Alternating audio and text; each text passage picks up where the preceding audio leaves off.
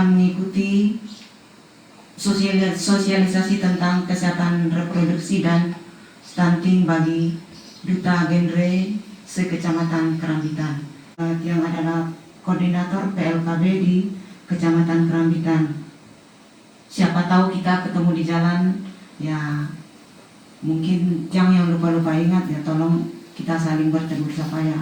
Yang Ibu Ana dan narasumber kita di sebelah kanan saya ini mantan pacar saya loh.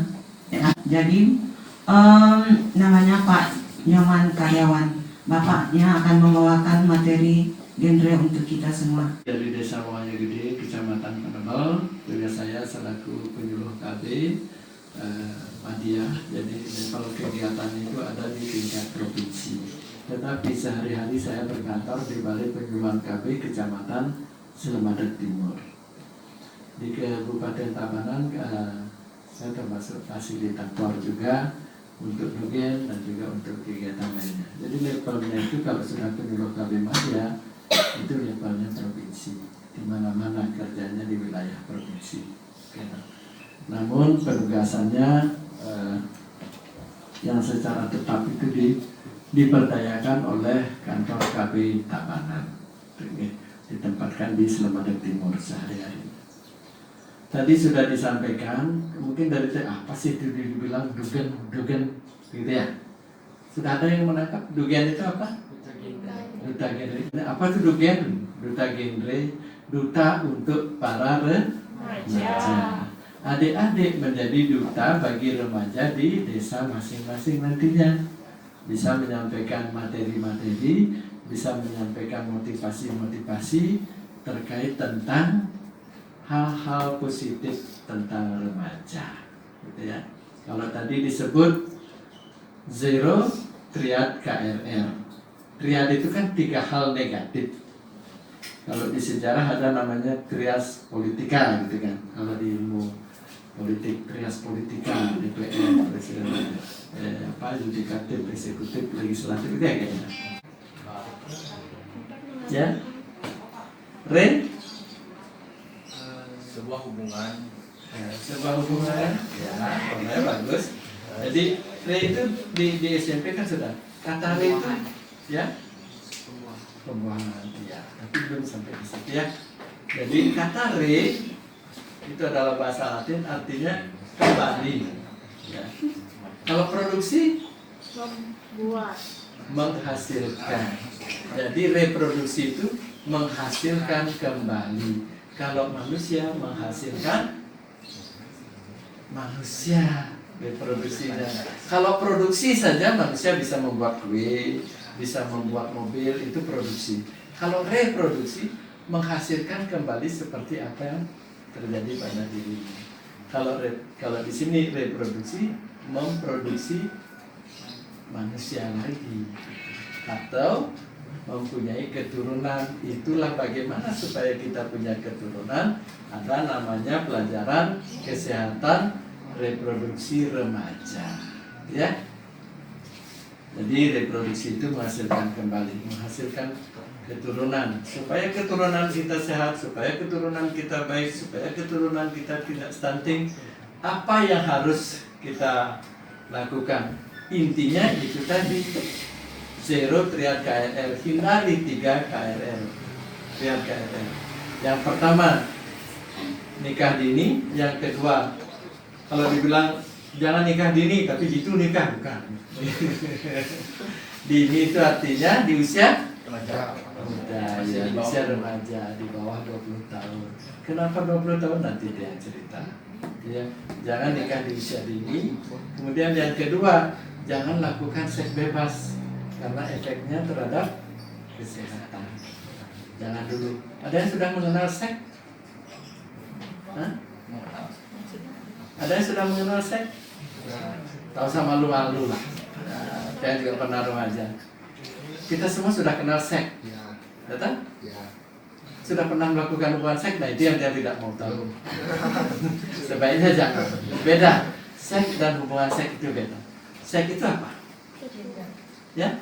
Gender atau bahasa polosnya kelamin. Ya. Kalau yang laki-laki punya penis, kalau yang wanita punya Vagina. vagina. Nah, itu yang pertama, hindari nikah dini atau nikah di usia muda. Yang kedua, jangan lakukan seks bebas. Yang ketiga, hindari nafsa. Ya, jangan menggunakan nafsa. Itulah jaminan untuk kesehatan reproduksi. Kalau salah satu saja itu dilakukan, ini akan terganggu kesehatan reproduksi, kesehatan organ-organ reproduksi, kesehatan proses reproduksi, kesehatan hasil daripada reproduksi, itu pasti akan terganggu. Ya. Kalau kita melanggar dari atau melakukan dari salah satu saja dari triad KNR itu, kita sudah akan mengalami hal yang tidak diinginkan.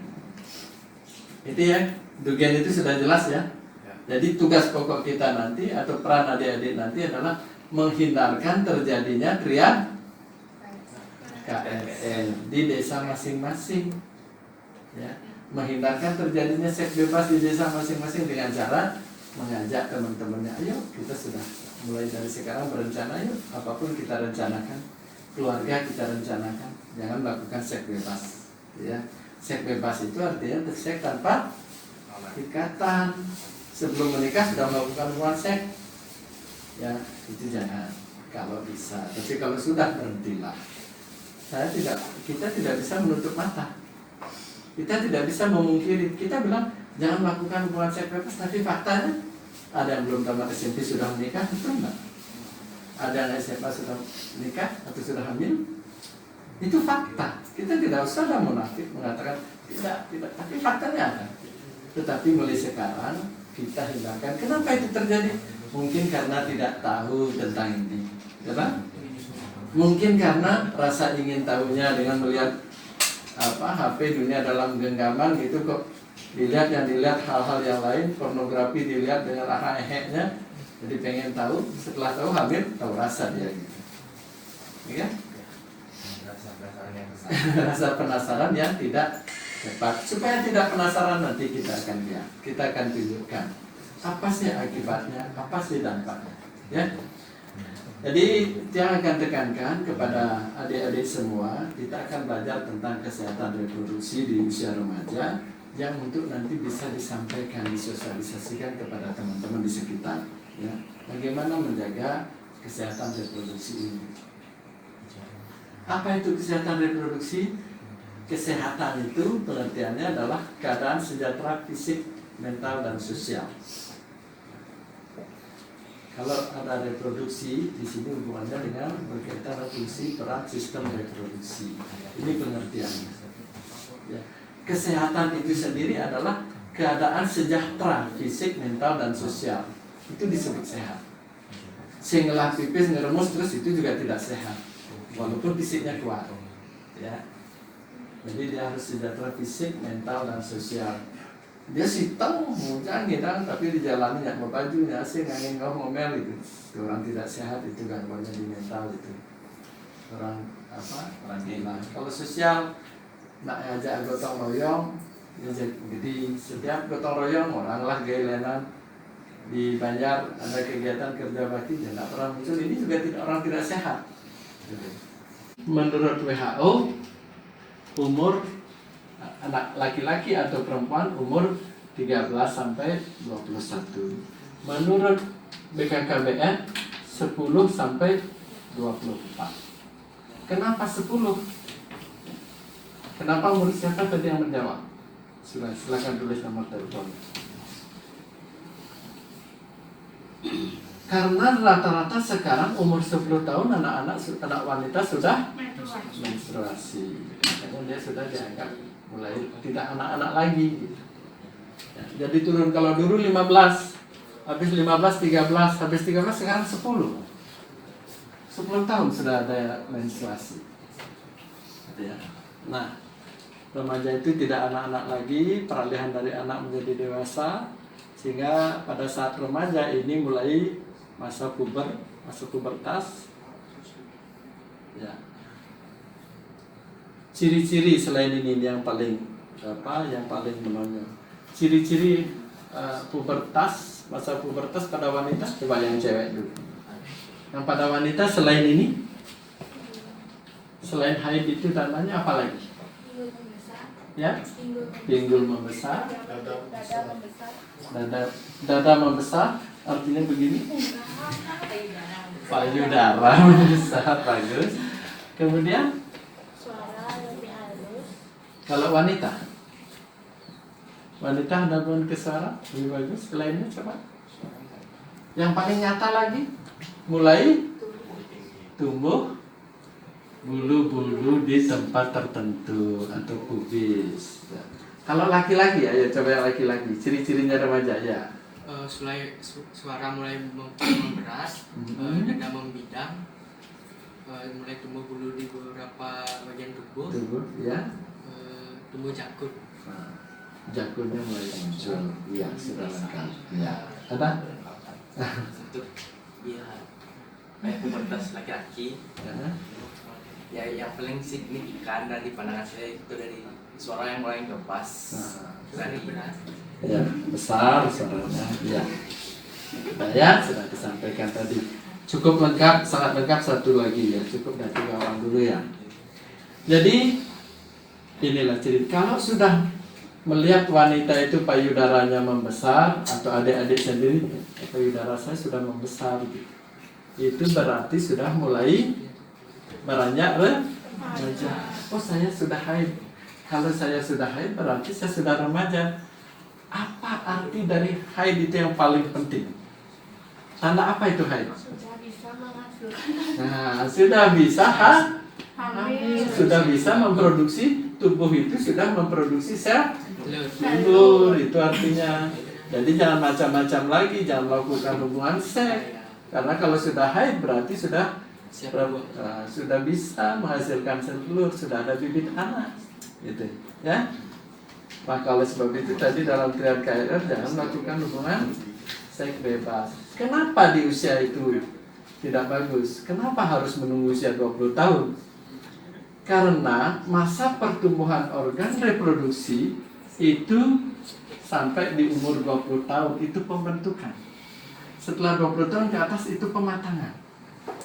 Ya, jadi pertumbuhan tulang panggul yang menyangga rahim, tulang yang di sini, itu sampai umur 20 tahun rata-rata dia belum kuat. Rahim umur 18 tahun sampai 20 tahun itu baru dia penguatan. Kalau di bawah 20 tahun rahim ini belum begitu kuat sehingga bisa terjadi robek, keguguran, kematian. Itu dampaknya. Bukan sembarang aja orang ngomong biar dah dia umur paling di atas 20 tahun nganten masih terlalu cepat bertambah penduduk. Itu yang kedua. Yang pertama itu kesehatan. Ya. Sehingga pernah ada kejadian dia nikah muda, SMP dia sudah hamil, akhirnya nikah. Setelah menikah malah susah dapat anak. Karena waktu kehamilan pertama itu terjadi hal-hal yang tidak diinginkan.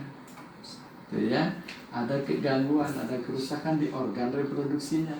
Atau lagi karena dia sudah terlalu muda sudah menikah, dia menggunakan alat-alat kontrasepsi.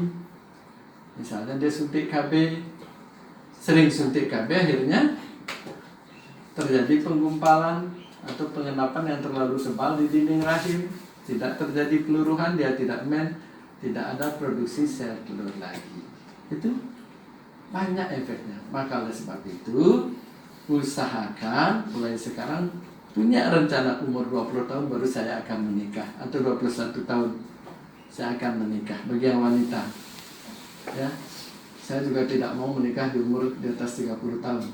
Harus punya konsep saya menikah antara umur 21 sampai 27 gitu misalnya. Yang wanita. Kalau yang laki-laki saya 25 tahun dulu. Biar hidup saya mapan, nanti saya tidak kewalahan lagi. Artinya secara fisik saya sudah kuat bekerja, secara mental saya sudah siap bertanggung jawab. Pansingin marus yang lapis, katakanlah umur nikah 19 tahun, nunggu deh pisnya orang tua, sebuah lakuranan, nanan kuranannya lagi beliin pupur gitu ya, ribut jadinya.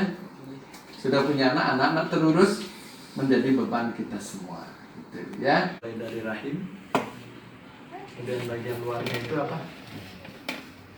vagina, kemudian payudara. Payudara ini juga organ reproduksi. Padahal Job Thomas. Kenapa? Ini berhubungan begitu dia melahirkan ya, mau melahirkan ya susu sudah dibuat. Asi itu sudah dibuat, sudah berproduksi. Ada hubungannya.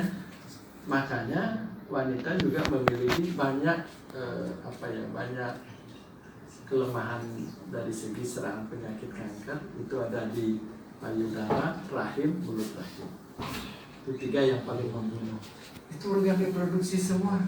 Kenapa? Mumpung saya, kenapa wanita itu banyak sekarang terserang kanker mulut rahim? Pembunuh wanita nomor 1. Penyakit pembunuh wanita nomor 1 itu kanker mulut rahim. Kalau dulu payudara, kanker payudara. Sekarang kanker mulut rahim yang paling banyak.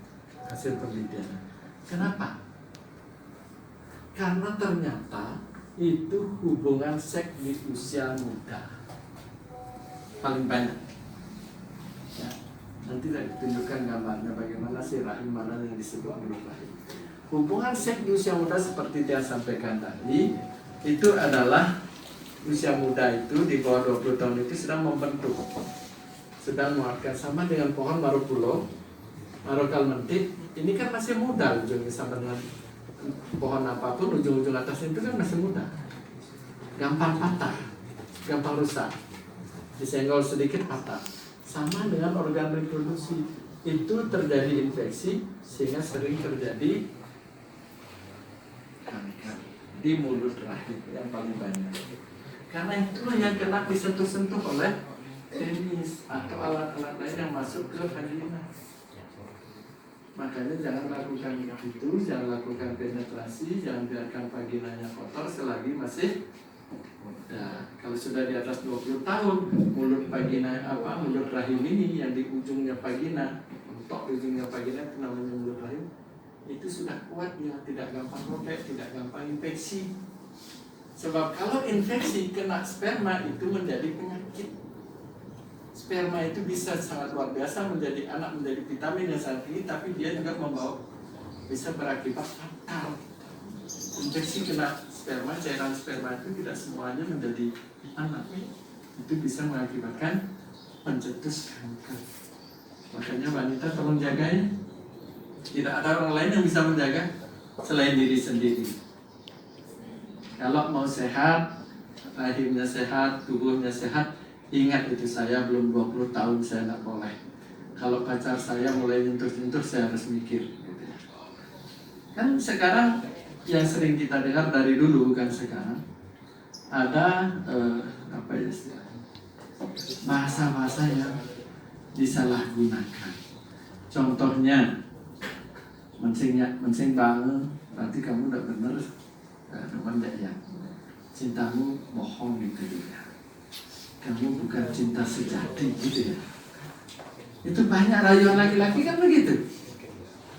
Asal sing bangun iman, orang besing kamu lah nilainya. Mana buktikan kalau kamu mencintai saya. Akhirnya itu diserahkan. Pas sakit siapa yang bawa? Nah wanita, bukan yang laki kan. Nanti kalau boleh nanti dia akan tunjukkan efek-efeknya. Salah 2, 3 itu adalah dari penyakit kelamin. Gambarnya itu gambar dengan bukti nanti. Nah ini organ reproduksi putri atau wanita. Ini namanya ovarium, tempat pabrik sel telur. Ini namanya rahim. Ya. Ini ada 2, ovarium ada 2. Ini namanya rahim. Inilah yang namanya mulut rahim. Kalau ini terjadi infeksi, ini yang paling sering terjadi infeksi. Ini masih sangat mudah. Ini liang vagina. Ya. Ini liang vagina. Ini mulut rahim segini. Ini sangat rentan terjadi infeksi. Makanya jangan masukin barang ke sini. Jangan macam-macam. Jangan ikut-ikut yang di YouTube itu tidak. Di Google, di YouTube tidak semuanya benar. Orang yang mengunggah itu maksudnya macam-macam. Ada yang cari popularitas, ada yang mencari duit, kan gitu. Di YouTube itu jangan semua yang mengenah di HP, mengenah di Google, ada di YouTube. Tidak semuanya benar, saring dia. Inilah yang disebut mulut rahim. Selfie. Ini sangat rentan sekali robek. Ya, beda dengan himen atau perawan. Kalau perawan di sini dia robeknya. Kalau belut rahim itu di sini. Ini sangat rentan tulang udah sini nih. Yang biasa itu di ujung panen itu kan, di ujung lututnya kan ada tulang udah gede. Pluk, enak rasanya itu. Ini sangat mudah robek, sangat mudah lecet, sangat mudah luka. Kalau di sini terjadi luka kena sperma atau kena kotoran, bahkan kotoran karena salah cebok masuk ke sini, ini rentan menjadi DMS bahkan kanker. Nah, ini terjadi luka, makanya ini dijaga oleh periksa. Nah, kemudian daripada itu untuk membersihkan alat kelamin atau atas IUC yang benar. Yang benar ini kalau cebok bagaimana? Anggaplah kita mandi di telapak. Kalau wanita mandi di telapak menghadap kemana waktu cebok? Ya, anggap di telapak atau di kaki dulu biar gampang. Dari mana airnya datang? Kalau air dari utara dia hadap kemana? Yang cewek Ke utara. utara supaya dia larinya kotoran itu larinya ke belakang. Di kamar mandi pun begitu. Kalau pakai kloset itu siramnya dari depan ditarik ke belakang. Cebok, jangan dari sini. Salah ya? Biasanya kan begini kita, tapi tangan ini harus ke belakang terus. Jangan diginiin, tarik ke belakang. Kalau bisa siram dari depan, supaya kotoran anus itu tidak lari ke vagina. Kalau ada lecet di vagina kena kotoran anus, itulah yang mengakibatkan ya, tidak menggunakan air yang kotor dan juga tidak menggunakan sabun-sabun pembersih vagina itu. Ya, jangan gunakan ini. Promosi-promosi itu bagus, tetapi dia bisa membunuh bakteri baik. Pangsing membau itu aromanya memang sudah diciptakan, harus ada aroma khas supaya disemprot lagi parfum itu tidak sehat, mati bakterinya. Itu akan rusak. Ya, pakai saja kalau mungkin sebulan sekali atau paling sering 2 minggu atau 3 minggu sekali. Rebus daun base abida, kalau sudah dingin pakai lagi. Jangan juga sering-sering, mungkin 2 minggu itu sudah cepat. Ya, itu cebok, dianjurkan. Nah ini lagi guys, terutama yang cewek ini yang lebih banyak ya, kalau cowok nggak terlalu. Yang cewek dianjurkan mencukur atau merapikan rambut secara berkala. 2 minggu sekali cukur. Ke salon. Tapi jangan diguris, tak boleh diguris. Kalau diguris nanti suasana suhunya dia tidak lembab lagi. Bakteri positifnya juga ikut mati. Rambut itu diperlukan untuk menjaga kelembapan. Kenapa laki-laki juga perlu?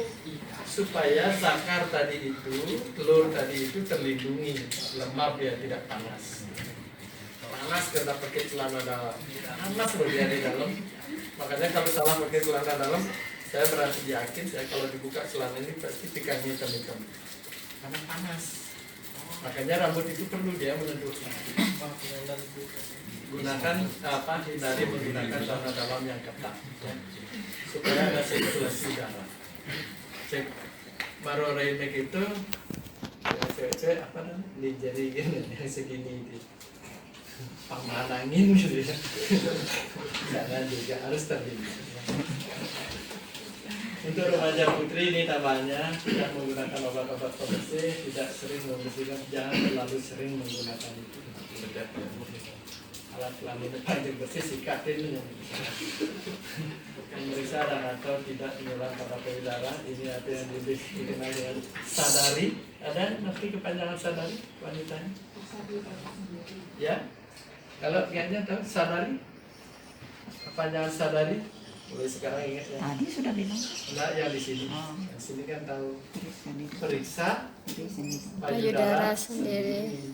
Sebelum tidur atau pada saat mandi, setelah mandi dirasa begini ada benjolan, kan benjolan yang di depannya itu di samping itu dirasa. Kalau ada benjolan besok dirasa lagi, kalau sampai besar itu segera dibawa ke dokter ya. Sebelum tidur, pada saat tidur dan saat berdiri itu berbeda. Mungkin saat berdiri mandi begini kita tidak rasa benjolannya. Tapi pada saat tidur juga sekali periksa ya dek ya. Periksa dadanya kalau ada benjol menggentil, ya ini diangkat. Ya. Kalau ada rasanya menggentil nanti lihat lagi sakit nah. Kemudian menggentilnya itu membesar nah. Kalau ada segera periksakan ke dokter gitu. Jangan sampai di situ ada keganasan kita tidak sadar. Padahal harusnya sadari. Risiko kehamilan usia dini bagi kesehatan. Ini 3 materi dia sampaikan secara terus menerus begitu, nanti silakan diingat-ingat supaya banyak yang bisa disampaikan walaupun tidak banyak yang diingat. Nanti paling pas rumah dari situ. Kira-kira salah merawat, kalau salah merawat organ reproduksi bisa kena penyakit kelamin, itu gambar-gambar. Ya yakin yang laki-laki ini nanti setelah pulang yang diingat gambar-gambar tadi itu lebih banyak. Mudah-mudahan. Bukan gambar yang bagus pertama, gambar-gambar yang jelek tadi itu. Ya. Itu penagihnya jelasnya berbuka gitu tepuknya gitu. Kalau seks usia dini atau kehamilan pada usia dini yang risiko pertama itu yang paling banyak adalah kanker leher rahim seperti yang biasa. Oleh karena sel rahim belum terlalu matang jika terkena human papilloma virus. Terus ya, yang menentukan umur sekian 26 tadi menikah. Saya umur 26 menikah. Terus bisa. Umur 25 menikah. Sekarang 20. Berarti 35 tahun. Saya harus sudah punya rumah. Supaya saya bisa ajak istri saya. Saya harus sudah punya gaji atau penghasilan tetap. Sehingga kita berpikir apa yang harus saya lakukan supaya saya punya rumah. Jangan malah belum. Kalau itu nanti kalau sudah pacar aja belum punya. Kalau tidak nyari kan nggak punya. Kalau Gus punya target, saya umur 26 nikah. Sekarang umur saya 8 tahun. Lagi 8 tahun berarti tahun 2031 saya harus sudah punya pacar, saya harus sudah punya rumah, saya harus sudah punya kerjaan. Kan gitu. Ini kenapa dek? Kenapa dek? Karena ternyata anak seorang pemulung di Jawa Tengah menemukan teknik berencana tersebut. Itu sangat, saya berulang kali membaca korannya dulu, berulang kali juga nangis, merasa kalah jauh. Anak seorang pemulung di Jawa Tengah dengan membaca-baca di koran, ditanya dia, Gus, kapan, dek, kamu punya rencana menikah? Punya. Umur berapa? 26 tahun. Kenapa umur 26 tahun? Saya harus tahu dulu 5 negara, baru saya nikah. Sebelum saya umur 26 tahun, saya harus tahu 5 negara. Akhirnya itu memacu dia belajar, sehingga dapat dia juara matematika yang olimpiade, berangkat ke Jepang, berangkat ke Amerika. Begitu umur 26, dia umur 25 belum punya pacar, tapi dia sudah punya kriteria pacar. Cewek yang saya inginkan adalah cewek yang berbeda, tidak muluk-muluk. Begitu dia ketemu wanita seperti itu, orang dari kampungnya, dilamar sama dia, nah, loh ini dia pembantu, dia keluar negeri, orang hebat, dia senjak gitu. Akhirnya dia menikah umur 20. Mulai sekarang, tadi ya sudah, yang belum menentukan, coba dari sekarang pasti akan nikah. 6 tahun lagi. Tulis di cerminnya, tahun 2027 saya nikah, gitu kan. Nikah 2027, belum nungguin terus menghayal dari Rasuge, menghayal dalam penghasilan tetap, kan tidak akan punya penghasilan tetap. Tetapi kalau kita sendiri, saya harus nikah 7 tahun lagi. Apa yang harus saya lakukan ini? Saya harus tamat 2 tahun lagi. Misalnya yang SMA, tahun depan saya harus tamat. Saya tidak akan masuk. Saya harus belajar. Itu maksudnya. Kemudian saya tamat SMP, saya harus tamat SMA, saya harus kuliah. 4 tahun saya harus sudah jadi sarjana. 3 tahun saya punya waktu lagi, saya harus sudah punya pekerjaan. Saya tidak dapat menjadi PNS, saya harus ciptakan pekerjaan sendiri. Itu mesti perencanaan dia. Itu dibalik sekarang. Yang wanita juga begitu, tapi kalau boleh yang sarankan yang berencana umur di menikah di 27 masih sedikit, di umur 25 aja. Ya. Paling tua umur 25 lah. Nikah. Umur 26 sudah punya anak 1. 3 tahun kemudian umur 30 sudah punya anak yang kedua. Karena wanita itu punya keterbatasan. Kalau laki-laki sampai umur 70 kan masih bisa memberi keturunan. Tapi kalau wanita, kalau umurnya sudah 35 tahun baru hamil itu beresiko. Kalau terlalu muda di bawah 20 tahun beresiko. Kalau umur 35 tahun ke atas juga beresiko tinggi. Karena rahimnya sudah kaku. Jadi, maka oleh sebab itu rencanakan saya umur 25 harus saya sudah nikah. Mulai sekarang saya lihat dulu laki-laki yang mendekati saya. Ini cuma iseng-iseng kan ajaran masuk kan saya selalu dia punya ini. Oh, dia punya target nih. Ini laki-laki serius nih, punya target. Yang gombol itu kan bisa dipermak, ya kan? Banyak ganteng, edit sedikit di HP gitu kan. Baru tepuk iya nih gitu. Jadi apapun yang depan realistis, mulailah berencana dari sekarang ya. Salam genre. Salam. Remaja genre. Sehat, cerdas, ceria. Genre Indonesia. Saatnya yang muda